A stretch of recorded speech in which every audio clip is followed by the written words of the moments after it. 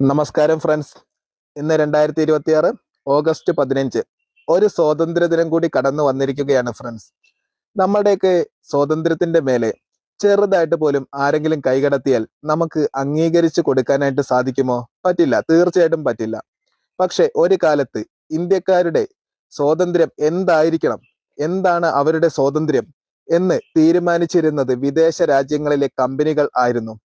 Colonial ഭരണകൂടങ്ങൾ ആയിരുന്നു തീരുമാനിച്ചിരുന്നത്.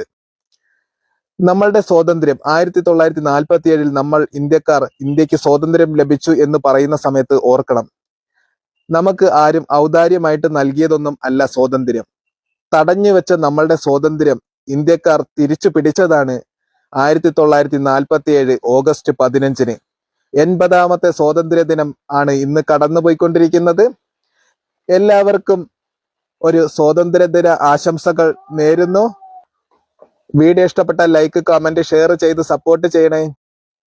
Happy day.